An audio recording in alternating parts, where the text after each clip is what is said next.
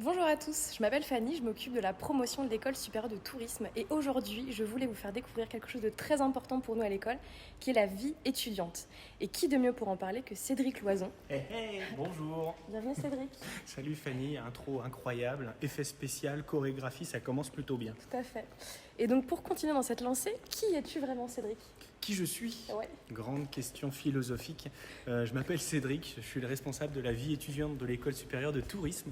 Et la vie étudiante, c'est plein de choses. Ça va être la recherche de logement pour un étudiant, le financement des études, la santé, le sport, mais aussi la coordination de l'ensemble de nos associations étudiantes.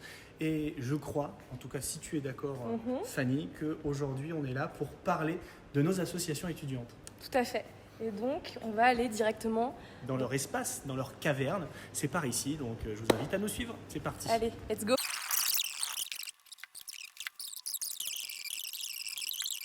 Ok Cédric, maintenant qu'on a changé un petit peu d'univers, où est-ce qu'on se trouve finalement ici? Et bien ça y est, on est donc dans la caverne de nos étudiants, ou plutôt de nos associations étudiantes, puisqu'effectivement, il y a beaucoup d'associations au sein de l'école supérieure de tourisme. On en a globalement 16 associations gérées entièrement par des étudiants. C'est beaucoup 16 quand même. C'est pas mal, ça fait beaucoup de monde effectivement, et donc forcément il est nécessaire d'avoir un espace pour les accueillir, pour qu'ils puissent développer leurs projets, travailler les différentes missions que nous allons leur donner. Et donc ça se passe ici, dans un espace qui se veut mi-espace de travail, mi-foyer, entouré de bureaux des associations. C'est des choses qu'on va vous montrer, que vous allez découvrir forcément à la rentrée quand vous allez arriver chez nous. Du coup, est-ce que tu peux donner quelques exemples d'assos qui vivent ici? Ouais, alors ce que je vous disais il y a quelques instants, c'est qu'il y a donc 16 associations dans notre établissement. Ces 16 associations sont réparties dans différents domaines d'activité. On va avoir des associations étudiantes qui vont œuvrer pour la vie étudiante, pour l'animation du campus.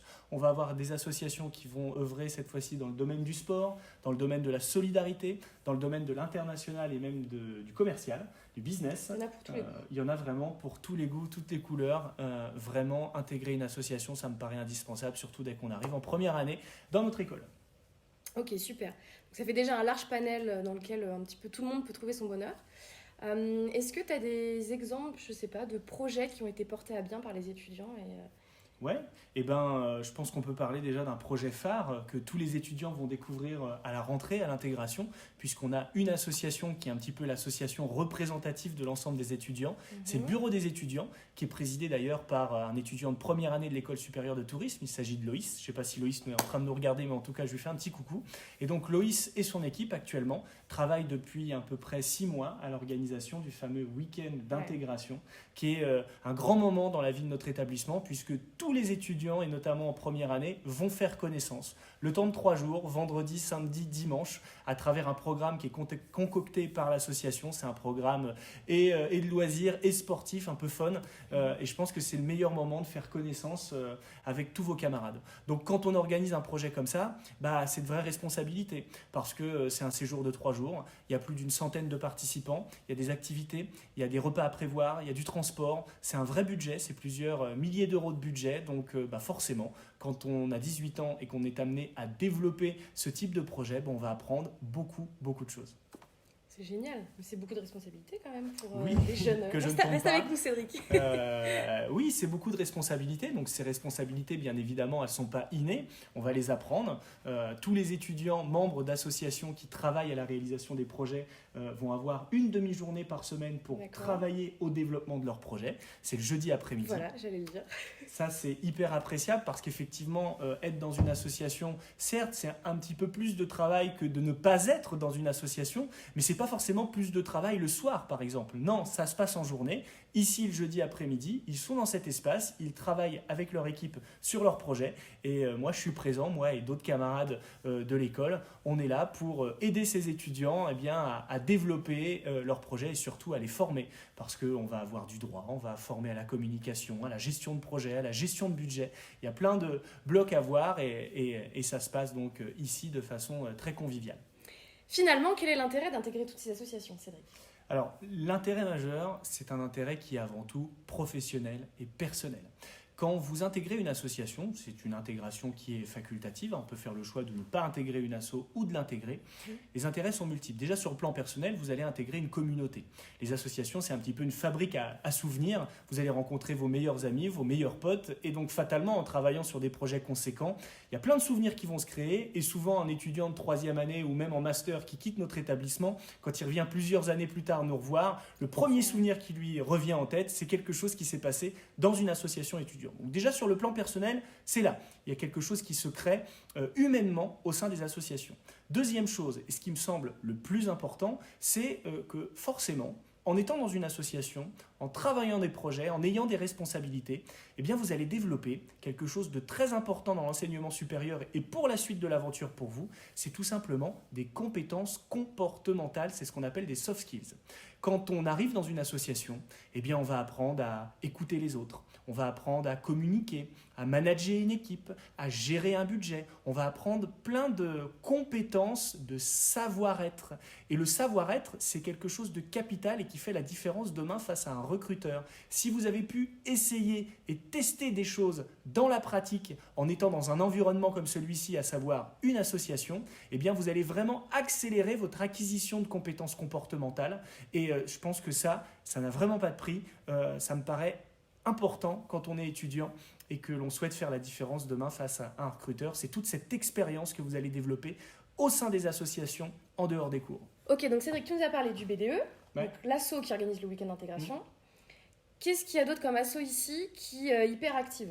Alors, dans les associations, effectivement, rubrique vie étudiante, on va avoir donc notre fameux bureau des étudiants. Ouais. On va avoir également une association qui œuvre pour tous nos étudiants internationaux qui viennent dans notre école dès le mois de septembre. C'est l'association ESN. Et ESN organise énormément d'actions en faveur de cette communauté internationale pour leur faire découvrir l'école, leur faire découvrir la ville, participer à plein d'animations découvertes. Ça, c'est l'association ESN.